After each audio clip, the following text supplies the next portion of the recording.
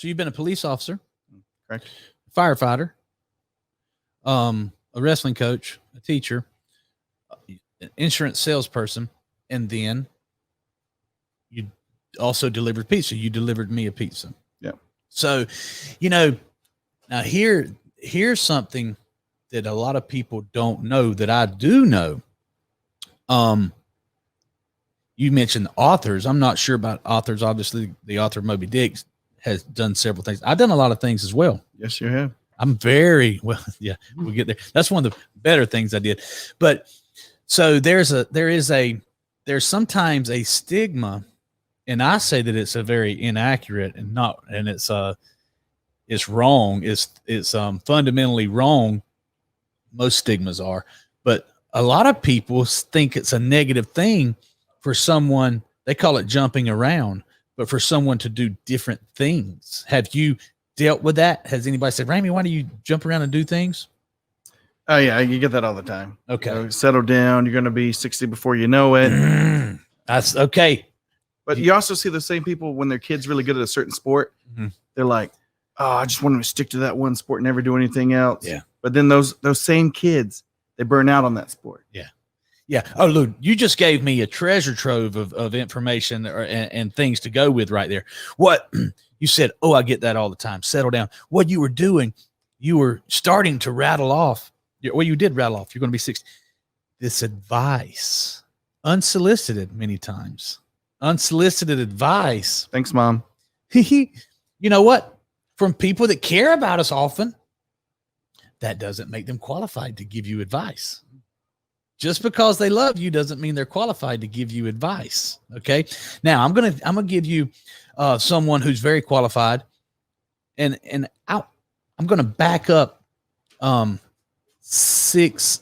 years and use this person in the past so that I don't want to create ill will just because of who this person is now.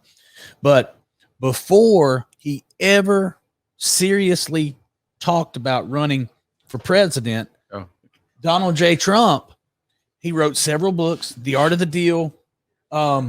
He wrote Think Big and Kick Ass. He wrote several books, and in all those books, he gave advice. Now, Donald Trump, very qualified to give business advice. Maybe not marriage advice, right? But very qualified to give business advice. And he's hired and fired tons of people. Yeah. Make sure you stay pretty close to the microphone. Yes. So Donald Trump talked about in I think it was Think Big and Kick Ass. I read all his books before he was a political figure, back when he was a Democrat, we'll say that. He gave tons of advice. And one thing that he looked for when he hired somebody is someone who had done many things. Oh, great. I mean, think about it. How backwards thinking is it to want to recruit someone or hire someone that hasn't done many things? It just has one skill. Now, sure, there's a lot to be said for stick-to-itness, but I think very often some people mistake learning new things and creativity and curiosity. They mistake that for being not having stick-to-itness. Couldn't be farther from the truth. Well, what I think about that is that those kind of people have great resources. And like me, you can give me any problem. I can always come up with 3 different solutions. Mm-hmm. And the first one's always the easiest one. It's do nothing. 90% of America does that. They may say like, oh, let's table that for later. Mm-hmm. And then they try to find a guy who can actually take those table for laters and solve them. Yeah. And those are the kind of people that go after. So yeah, kudos to him for doing that.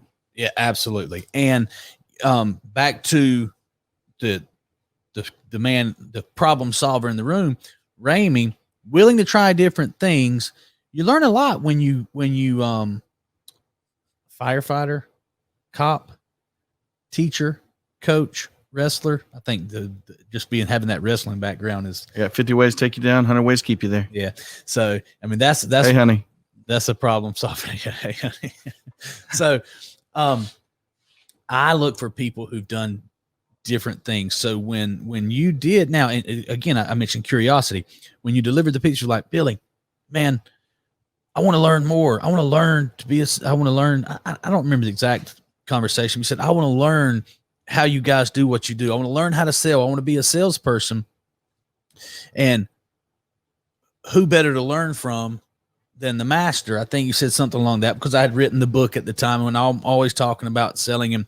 And the reason I say you're willing to look at the evidence, you've seen the product, meaning the people that I have trained. You've seen them doing well. You've seen them running dealerships, and you've also heard a lot of negative things about me, but you look at the results, you know what and you're just like, I don't know anything about it, but I want to learn. And I said, well, let's start with the book.